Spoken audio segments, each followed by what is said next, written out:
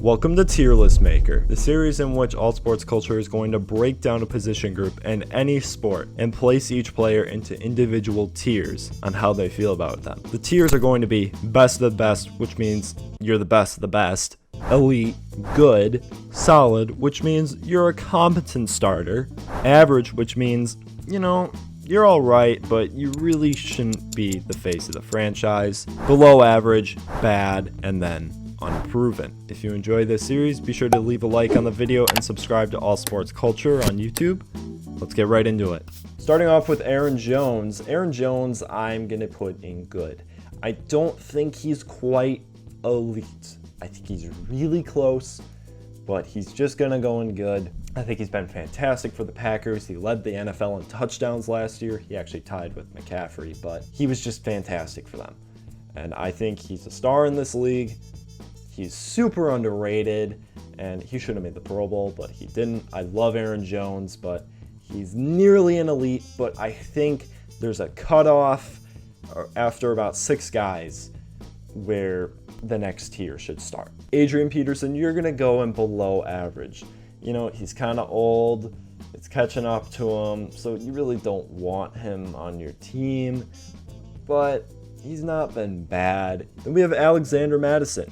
Madison's going in average. I think he's been a really nice backup to Dalvin Cook in Minnesota, and I think he's going to actually get some work this year, if there's even a season. But because Cook might hold out, so Madison might move up these tiers pretty quick. Alvin Kamara, you're going in elite. He had sort of a down year, I guess you could say. His touchdowns kind of fell off, and he was injured.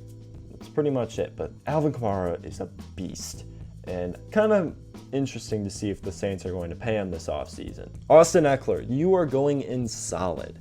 I think Ekeler is a really good pass-catching back. He's fantastic at that. But I think as an overall running back, I'd put him in the solid tier. I think the contract that the Chargers got him for was great. I think right around $8 million is the cutoff for where I would pay a running back.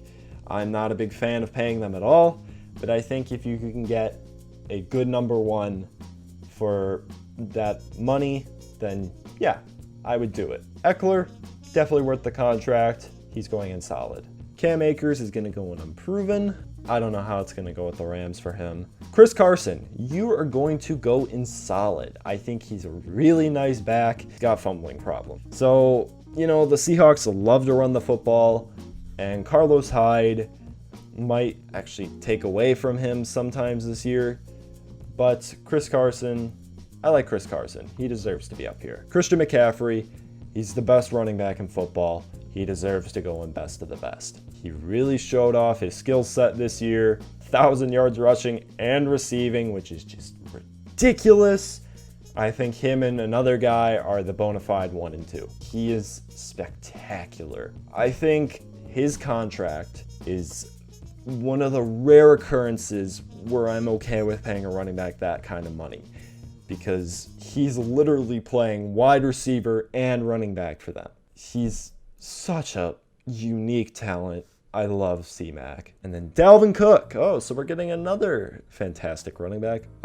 Speaking of that 2017 draft class, Dalvin Cook is going in elite. He was my number 1 running back that year. I loved him coming out of Florida State.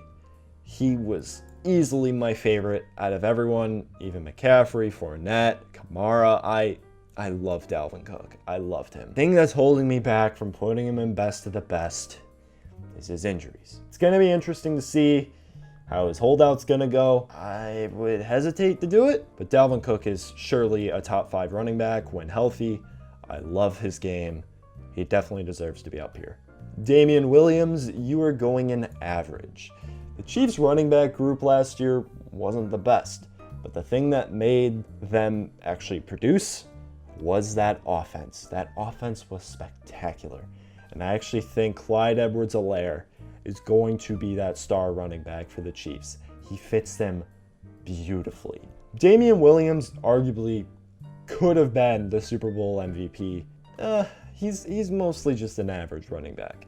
I think he'll do nicely in Kansas City behind Clyde Edwards-Helaire, who I think ultimately will take over the starting job.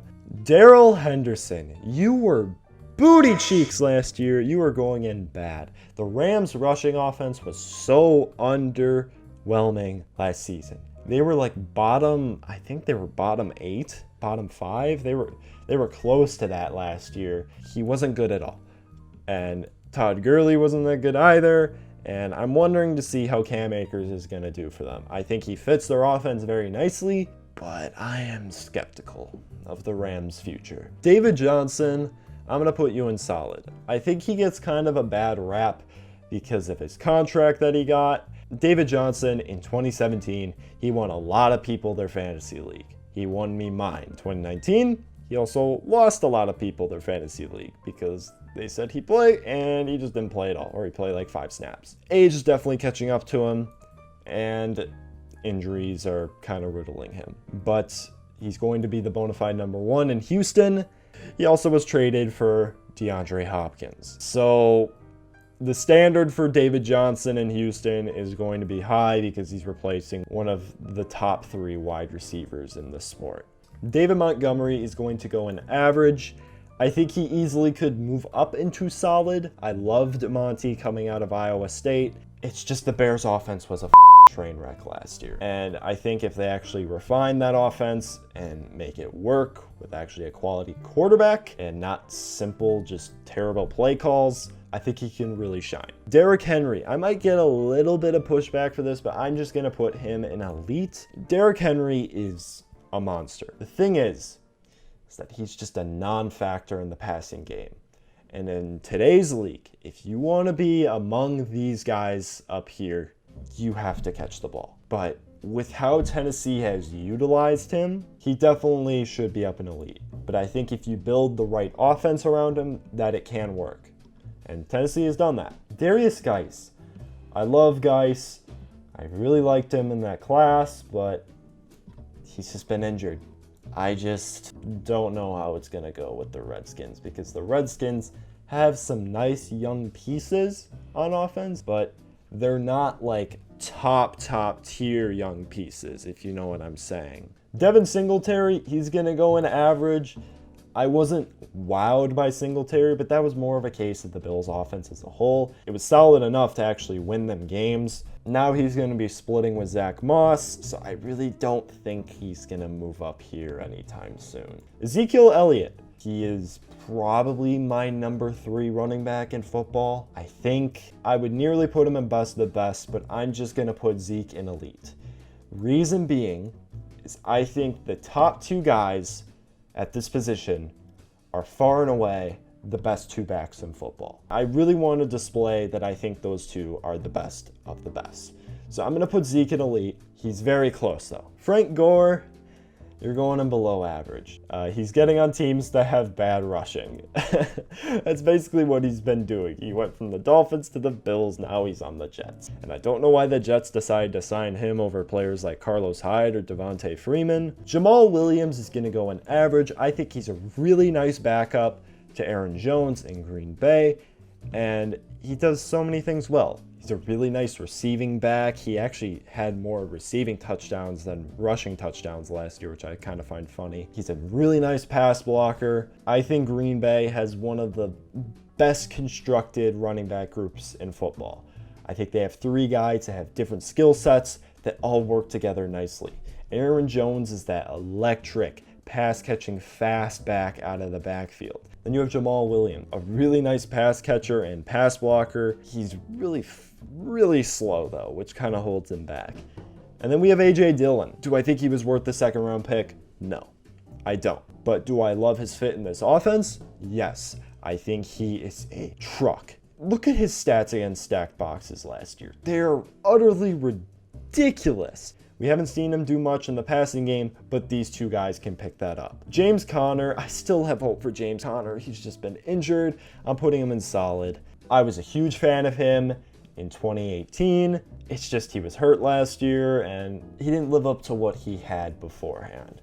I still have faith in him, but I don't think the Steelers are going to pay him ultimately. Finally, a running back I can put in good. Joe Mixon is so talented. He showed so much talent with the Bengals. Just last year, he was really not it in the first half, but in the second half of the season, he really picked it up, and I love Joe Mixon. I think he, with the right offense next year with Joe Burrow, can actually do really well. Jordan Howard, you're going to go an average. You've done really nice things for the Eagles. I have no idea how you're going to do with the Dolphins. The Dolphins suck at running the football, but they didn't utilize Kenyon Drake that well, so I don't really know how to feel. Now we have Josh Jacobs. You are going in good alongside these two. I really loved what I saw from Jacobs last year, and he was one of two bright spots for that Raiders offense. Josh Jacobs and Darren Waller. And then their offensive line, I guess you could say. I really liked what I saw from Jacobs last year. I think the hype for him's getting a little out of hand. Kareem Hunt, he's the best backup running back in football. He's going in solid. It's just, Kareem Hunt would be a number one back on a lot of teams. It's just, he has a kicking problem. Kenyon Drake. So this might be like the most hot take I have in this entire list, but I'm putting him in good. He was a beast for Arizona at the end of last season, and I always knew he had it in him. He just went to a team that just sucked at running the football. He wasted so many of his early years in Miami, and I'm so glad that he's now on a team that could actually run the football well. Kerryon Johnson, man, Kerryon Johnson was that dude for me last year. He was my guy coming into 2019. I thought he was like Alvin Kamara light, but he's just going to go in solid. I like what I see from him a lot. He's just been injured. And now with Swift there, it's looking like Kerryon's going to be phased out because I think Swift will probably be up here in a couple of years. I really like Swift. Latavius Murray, you are a really nice backup running back, so you're going to go an average. He played very nicely, especially against the Bears in that one game when Alvin Kamara was injured last year. Leonard Fournette. Okay, so this one is kind of interesting. Leonard Fournette, he kind of gets a lot of flack because he hasn't really lived up to his draft status at all. I mean, don't take a running back at 4th overall, if you ask me. I'm going to put him in solid for right now. I would take him right now over all these guys. Yeah, I think I'm going to leave him in solid. I think that's fair. Le'Veon Bell. I am still a believer in Le'Veon Bell. He was one of my favorite players when he was in Pittsburgh. It just sucks that he's in an offense that just doesn't know how to run the football. But I'm putting him in good. He is one of the best receiving backs in football. He's just on a team that doesn't know how to run the football. If this was 2 years ago, he'd be number one for me. I loved Bell. But I'm going to put him in good for right now because he's just being misutilized. I have a short leash on Bell to move up. It's just my personal bias, but I think putting him in good is fair. Mark Ingram, you are going in solid. He's kind of getting old. He's probably going to be off the Ravens after this season. He honestly might not even be their running back one by the end of the year. I think Dobbins will take over eventually. But Ingram had a really good year last year for the Ravens. Marlon Mack, you're just going to go an average. I like him, but I think JT is going to take over the number one spot. Melvin Gordon, you're just going to go in solid. Gordon had a, how do I put this? Bad year all around. In the sense that he was underwhelming on the field because he fumbled a lot. And I specifically remember that Titans game where he fumbled on the goal line and lost them the game. He also held out trying to get a payday, and Chargers ended up offering him more money while he was held out than he actually got with the Broncos. I think he's going to be a nice 1-2 punch with Lindsey. I still think he's a solid running back in today's league. He can definitely be your number one. Miles Sanders, I really liked what I saw from him at the end of last season. He's going to go in solid. The Eagles haven't really brought in any other truly talented running backs. They let Howard go. I think Miles Sanders is going to take over duties as their one.